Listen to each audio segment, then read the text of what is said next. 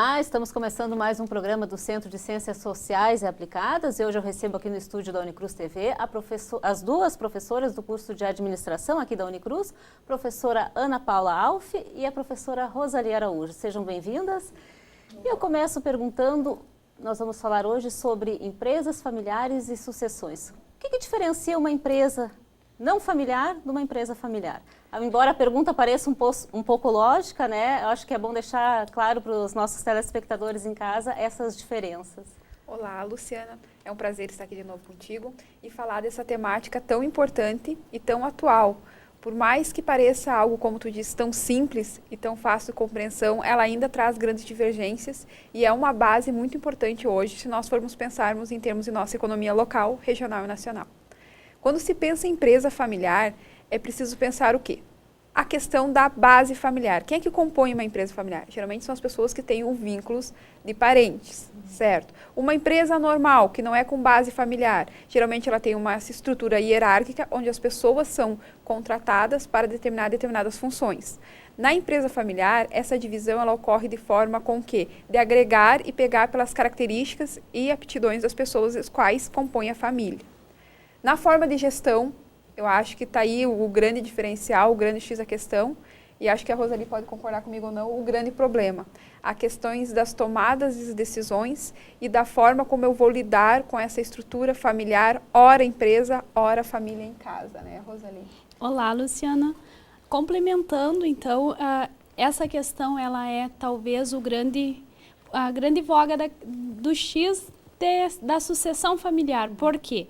As empresas, familiares, elas têm uma característica de sucessão que passa de pai para filho ou em outros componentes da família. E quando você fala, como a professora Ana disse, em tomada de decisão, o que acontece? Isso está dentro da empresa e está dentro da família também, o que muitas vezes é prejudicial. Se nós, na vida cotidiana normal, não conseguimos desligar emprego de família, imagine quando as duas vertentes trabalham juntas e têm esse mesmo viés. Então, os conflitos, eles tendem a ser maiores enquanto empresa e também enquanto família, o que muitas vezes prejudica a sucessão em si. Uhum. Outra coisa importante que às vezes surge na questão familiar que a gente observa, em termos de gestão, o que é conta minha e o que é conta da empresa?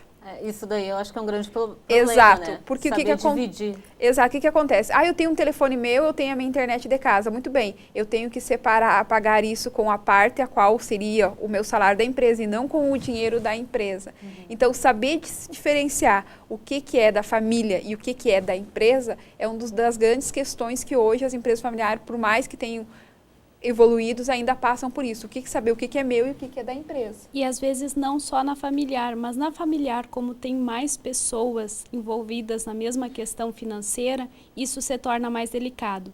Na prática, hoje nós estamos vivenciando, em virtude do NEP, e nós estamos podendo verificar que isso é muito difícil de fazer, trazer a compreensão. O dinheiro é da empresa e esse dinheiro não, é meu ou é da família.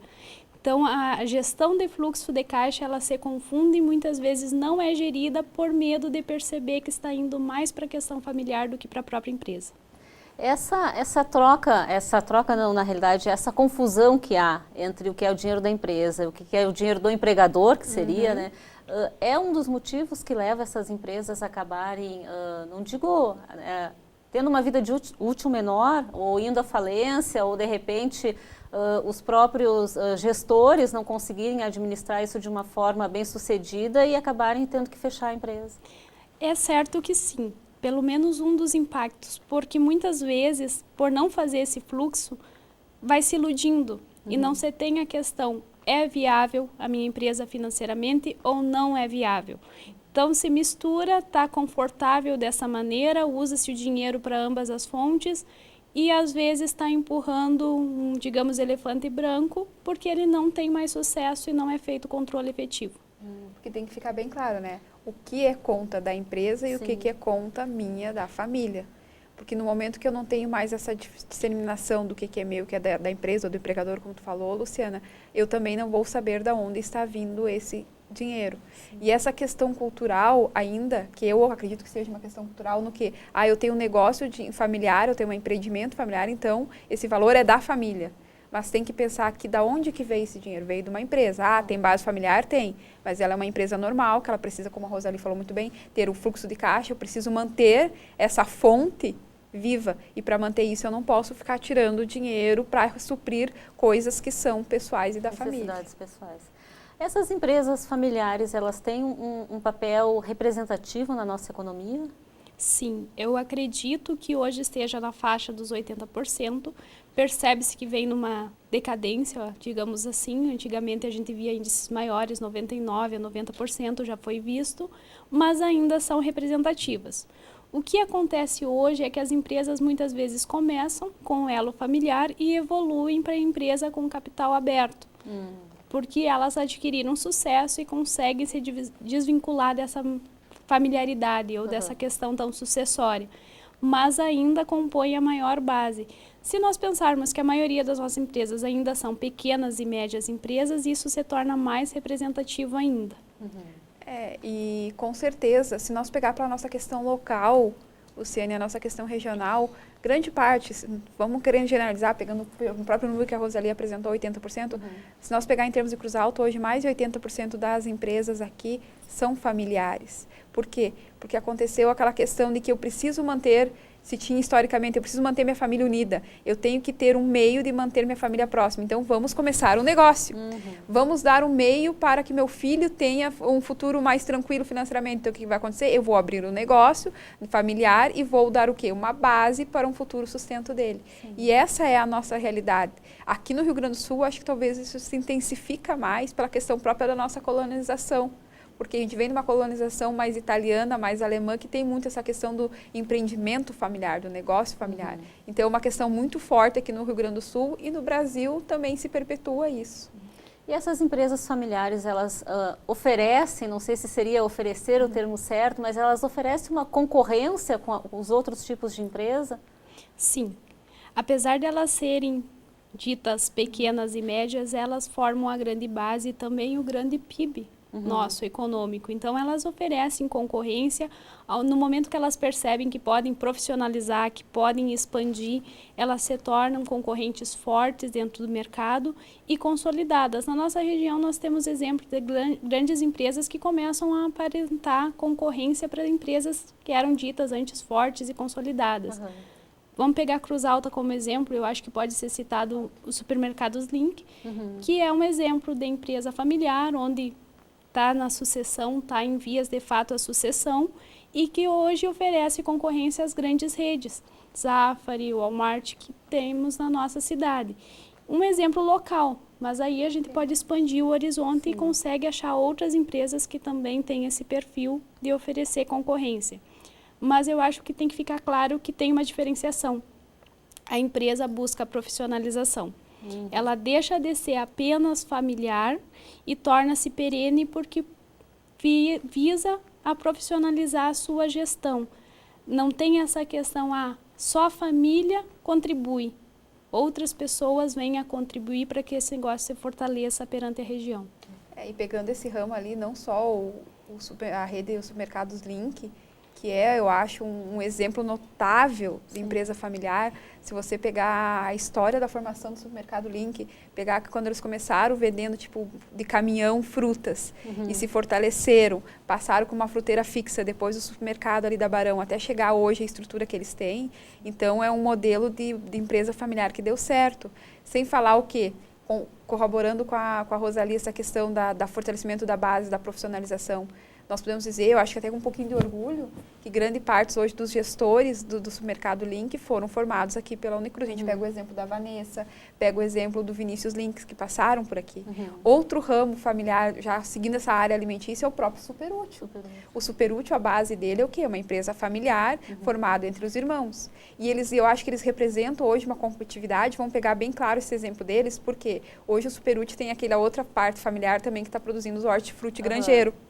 O que aconteceu? Eles deixaram, grande parte das frutas são produzidas aqui, deixaram de ser buscadas em Porto Alegre. Por quê? Porque eles encontraram um nicho de produção aqui, eles conseguem oferecer um produto com questão de qualidade contínua durante a semana, coisa que se não tinha. Por quê? Chegava, vocês vão pegar a alface que é trazida de Porto Alegre, ela ficava com questão de qualidade 2, 3 dias. Hoje eles podem oferecer produtos novos, todos os Todos dias. os dias. Então, eu te digo assim, ó, pode não parecer, virou um concorrente com Porto Alegre, não, mas ficou um concorrente com os próprios outros supermercados da região, porque Claro. eles têm um produto diferenciado. E é uma empresa com quê? Com viés local, uma empresa com base familiar, que buscou a profissionalização. Se vocês for ver hoje, os gestores deles todos possuem um curso superior, ou curso técnico, uma especialização, e eles buscam constantemente isso. Se nós formos ver o próprio supermercado Link, é constante você ver notícias de que eles estão dando treinamento para qualificar os colaboradores deles. Por quê? Porque eles querem não só oferecer um produto bom e diferenciado, mas também ter um atendimento de qualidade. E outra importante. questão que vem a ser importante é a questão aconchego. Por ser local, por ser regional, conhece muito mais as pessoas, os gestores conhecem os seus clientes. E isso é um diferencial que apresenta competitividade. O que nós procuramos hoje no nosso dia a dia?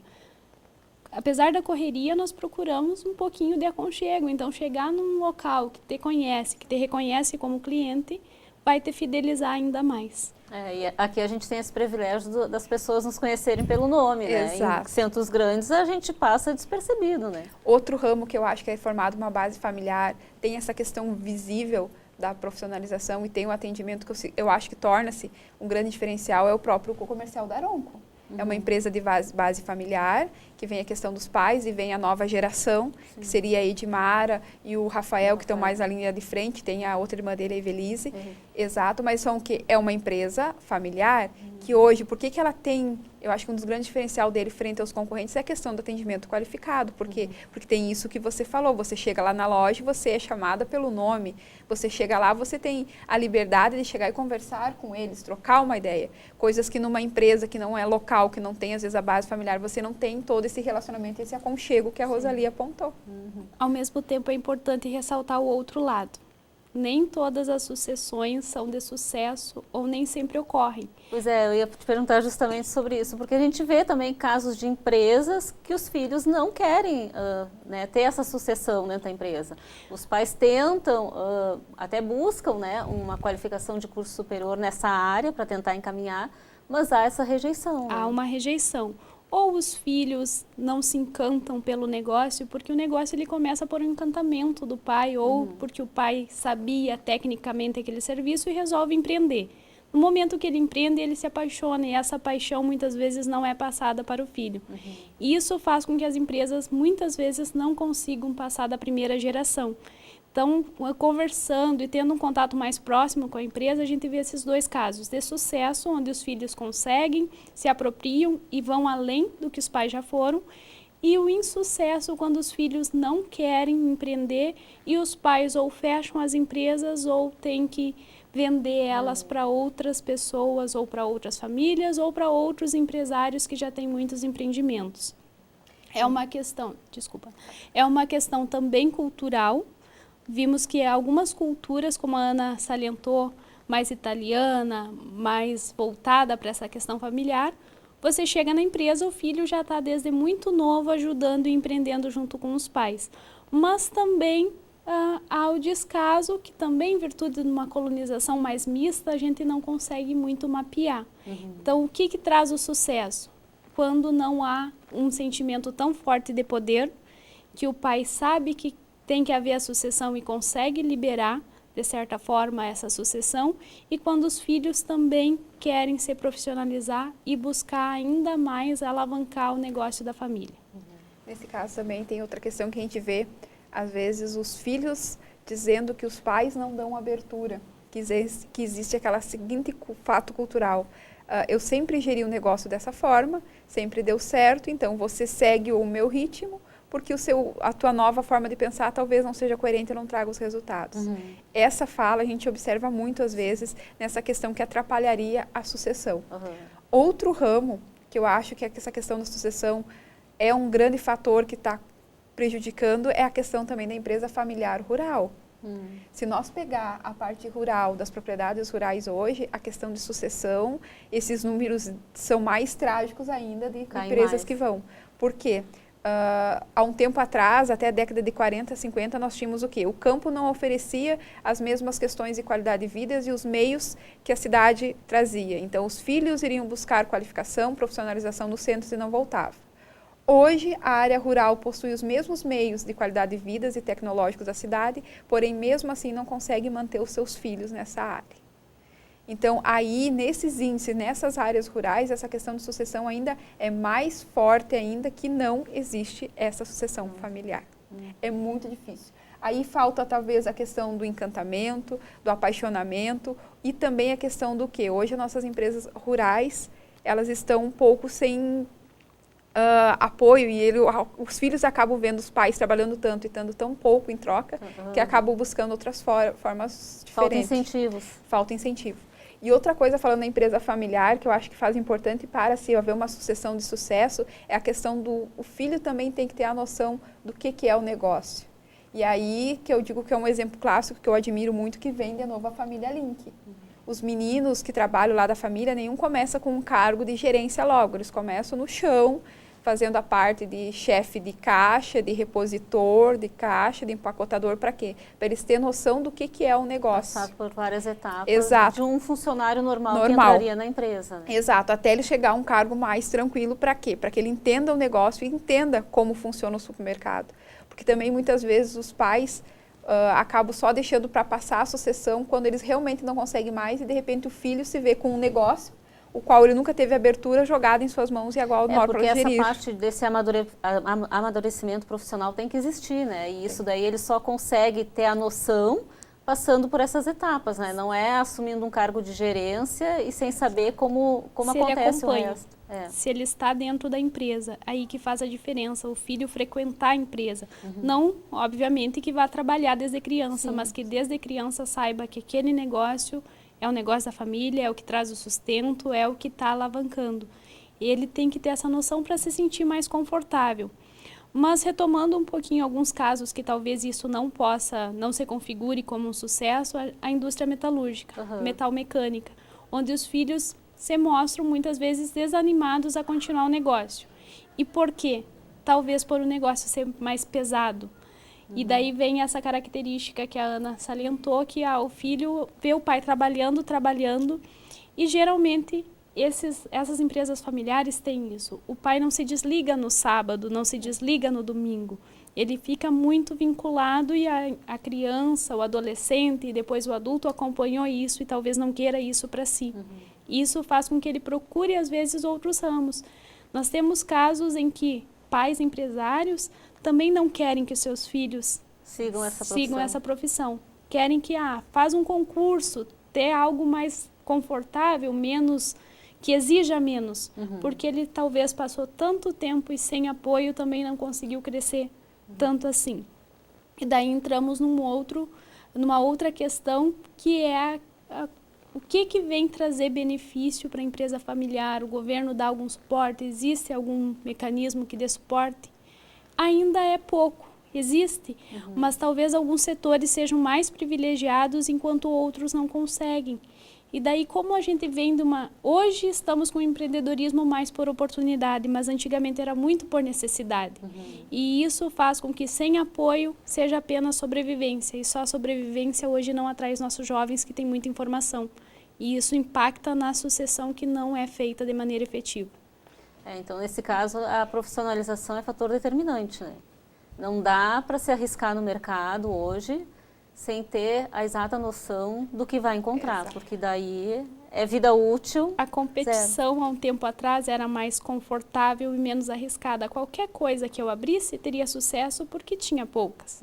Hoje não, nós temos muita competitividade e não é só a nível local.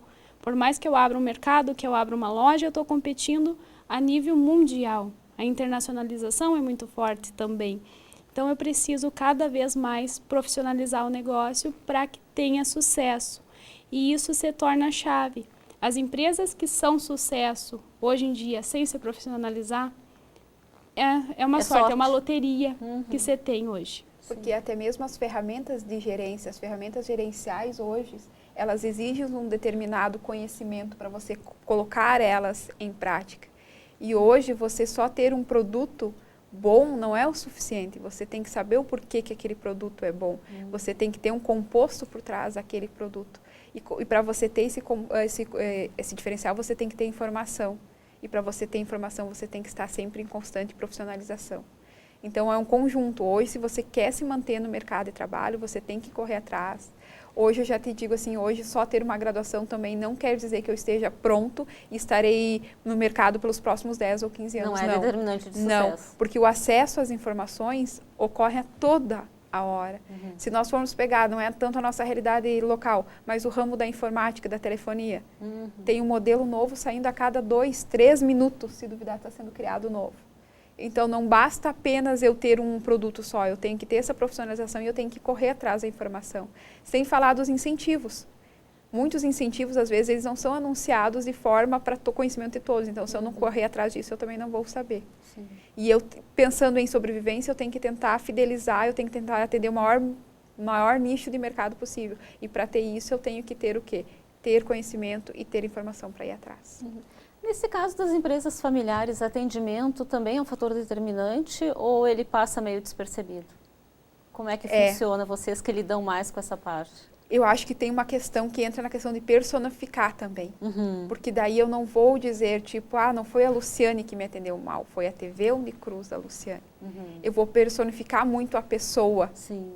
E outra coisa que eu acho que também interfere na questão cultural é que também a pessoa, o cliente, não consegue às vezes separar a Luciane enquanto ela está atendendo a empresa e a Luciane que está indo fazer compra no mercado ou que está sentada numa festa. Não conseguem fazer essa diferenciação. Exato. E isso às vezes eu acho que acaba influenciando no atendimento, sim. Outra coisa que também acontece é a questão de fidelizar. Eu vou na loja da Luciane, eu só quero ser atendida pela Luciane. Então personifica. Sim. Mas eu acredito, complementando, o atendimento é qualquer espécie, em qualquer esfera, em qualquer setor, ele é primordial. Hoje, se eu posso me diferenciar por qualidade, eu posso me diferenciar por preço, mas eu tenho que me diferenciar também pelo atendimento. Atendimento que agregue todas essas outras variáveis, porque senão o empresário, o cliente, ele não percebe.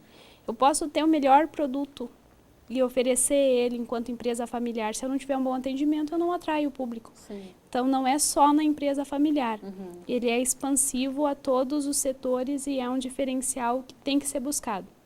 E algumas coisas que mudam e tem outras coisas que não mudam. E aquela velha história de que um cliente satisfeito ou um cliente mal atendido te tira 10 ou 20 continua sendo verdade. Porque às vezes é muito mais difícil você proferir elogios aos 4 ventos para uma empresa do que você falar mal de uma empresa que você foi mal atendido. É importante ressaltar que essa questão do atendimento enquanto empresa familiar pode impactar na sucessão da seguinte maneira. Eu toda a vida fui atendido pelo pai. Eu quero ser atendido pelo pai e não quero o filho me atendendo. Então, essa é uma barreira que tem que ser ultrapassada e até por isso a importância de o filho na sucessão entrar aos poucos e não simplesmente tomar a figura do pai. Eu ia te perguntar como fazer essa transição, né? Por exemplo, da administração do pai para a administração do filho. É um processo delicado, porque delicado. Os clientes podem sentir essa transição. E geralmente, se a empresa tem um vínculo grande, ela vai passar isso para o cliente. Então, precisa ser feita aos poucos para não causar um choque e um transtorno para o cliente que está acostumado com a gestão daquele pai. O filho, ele não vai tomar o lugar do pai, muito pelo contrário, ele vai continuar o serviço que o pai começou. E muito da resistência que você tem é em virtude disso. É a transferência de poder. O que acontece? O pai sempre teve poder, foi o dono. De repente, ele tem que passar o poder para esse filho. E isso tem que ser de maneira sutil, senão pode assustar os clientes, pode causar um desconforto no filho, que no primeiro momento também não está preparado para tanto poder, digamos assim, e o pai também não está preparado para despender desse poder. Simplesmente agora não sou mais eu o dono, passa a ser o filho. Não, a empresa familiar ela tem que ter essa característica. Quem é o dono? A família. Por mais que o pai esteja passando a sucessão, esteja no processo de aposentadoria e esteja passando a sucessão para o filho, isso tem que ser de maneira passo a passo, de maneira sucinta, delicada, para que tragam conforto para todos os envolvidos. Porque senão pode ser também um momento de falência para a empresa por uma má condução de sucessão. Então é um momento delicado. Lento, acredito também, e ele tem que começar a ser amadurecido desde um período bem antecedente a essa questão da aposentadoria. Por quê? Eu tenho que pensar o quê? Eu faço parte de uma empresa familiar. Eu e a Rosali. Então, vai chegar um momento que eu e a Rosali vamos ter que tomar as rédeas desse negócio. Então, essa concepção, eu acho que ela tem que estar presente também na formação do sucessor, desde o momento que ele começa a fazer parte daquela empresa também. Eu vou começar como office boy com 16 anos. Por que eu estou começando agora? Porque um dia eu vou ter que gerir esse negócio. Um dia o meu pai não vai durar eternamente e essa sucessão vai ter que passar para mim. Então, eu tenho que ter essa noção desde cedo, que não pode acontecer. Eu não sei quem vai ser meu sucessor. Essa questão da dúvida também, às vezes faz, quando vem empresas que têm 2 ou 3 filhos, o quê? O filho acaba se distanciando, pensando, eu não sei se eu vou ser o sucessor, eu vou procurar outro ramo. Até para que se crie a questão de respeito. A sucessão, ela tem que ser algo feito com muito respeito. O pai não se tornou inútil. O filho passa a gerir, mas o pai, ele ainda está ali. E por mais que o pai, muitas vezes, ele não tenha a questão profissional, não tenha a formação, mas ele tem algo que também é importante, a experiência prática daquele negócio. E é unir os dois e não simplesmente achar, agora eu fiz o curso universitário, eu estou preparado e o meu pai é descartável. Não, ele vai ser útil, ele vai ter que fazer muito presente nesse processo para que seja efetivado dentro da empresa. É um trabalho de equipe. Exato. Trabalho de equipe. Para que a gente possa finalizar, eu li um artigo hoje de manhã que falava a respeito de um tripé, que ele é composto pela empresa estatal, pela empresa estrangeira e pela empresa nacional familiar. Mas, também de acordo com esse conteúdo que eu pesquisei, esse tripé estaria com os dias contados. O que acontece nesse evento aqui? Talvez não a curto prazo, com os dias contados. Eu acho que isso ainda é algo que está se desenhando, porque com o tempo as empresas familiares, quanto mais competitivas e mais crescem, mais elas abarcam com capital estrangeiro ou outras formas de capital. E isso faz ela se caracterizar não mais como apenas familiar. Mas a gente ainda tem uma base muito grande, muito sólida de empresas familiares que formam a nossa economia. A tendência é que isso venha a se modificar, mas não num horizonte de curto prazo. Talvez o que mude hoje em termos de Brasil é nós estamos perdendo um pouco da empresa estatal e hoje em dia já estamos passando novamente para a questão privada, mas mantendo a característica de empresas familiares na base, nas médias e pequenas empresas. Então essa mudança não seria um fator preocupante, ao menos por enquanto. É preocupante no momento que eu não penso em como gerir essa sucessão. Isso vai ser sempre preocupante, mas ela não vai simplesmente acabar. Ela vai ter um processo contínuo com um prazo um pouquinho mais longo. Sem falar que ela também vai se tornar um pouco mais lenta, até mesmo pelas faltas de incentivos que a gente tem para nossas empresas familiares. Por quê? Existe hoje esse cenário da internacionalização que a Rosali colocou, é um cenário presente na vida de muitas empresas, só que ainda muitas empresas familiares não se despertaram esse olhar para esse negócio e não conseguiram visualizar potenciais fora. Então, a mudança desse tripé vai ocorrer? Vai, só que bem como a Rosali falou, de modo muito lento, também por quê? Porque de quem que é a vontade que esse tripé mude? O que eu estou fazendo para esse tripé mudar? É bom esse tripé mudar? Então, eu acho que tem muitas indagações que ainda têm que ser questionadas. Exato, tem muitas respostas, tem muitos pontos que têm que ser levados em consideração até ocorrer a dissolução dessa estrutura. E a todo momento nasce uma nova empresa familiar, por mais que algumas venham com o tempo sucumbir, outras estão nascendo. Então, tende a esse ciclo ser contínuo. O que nós precisamos aí, então, é administrar melhor essa sucessão para que não corramos o risco de não termos mais empresas familiares. Porque pensar em não se ter mais empresa familiar é pensar também numa lacuna muito grande entre produtos diferenciados, de forma, bem como foi colocado já, não só em termos de qualidade, mas o produto que traga algo diferencial, que às vezes só uma empresa familiar consegue trazer. Consegue oferecer para a gente. Exato. A gente consegue perceber essas diferenças, né? Consegue. E aí um fator que tu falou muito bem, às vezes é o simples atendimento. Isso se torna totalmente diferente e às vezes você encontra o melhor atendimento, não que seja a regra, mas a empresa familiar ela consegue trazer um clima mais aconchegante. Personalizar. Exato. E isso é muito bom para a gente enquanto clientes. Exato, com certeza. Esquecemos de falar alguma coisa? Ou falamos sobre, conseguimos dar uma pincelada geral sobre tudo? Apesar de ser um assunto extenso, que teria bastante para nós falarmos, mas eu acho que nesse primeiro momento a mensagem que fica é que a sucessão tem que ser administrada, tem que ser gerida para que nós consigamos manter esse panorama a um prazo mais longo e mais confortável. E acho que também fica a dica, não só para nosso governo local, mas regional, deem um olhar especial para as empresas familiares. Elas não são só empresas aconchegantes e acolhedoras, mas são a base para uma economia forte e sólida. Então, às vezes, eu acho assim, vale a pena dar um olhar em especial para essas empresas que são a base da nossa economia e que com certeza vão ser por um bom tempo. Tá certo, então. Queria agradecer a presença de vocês aqui no programa. O CCSA de hoje fica por aqui. A gente se vê. Tchau, tchau.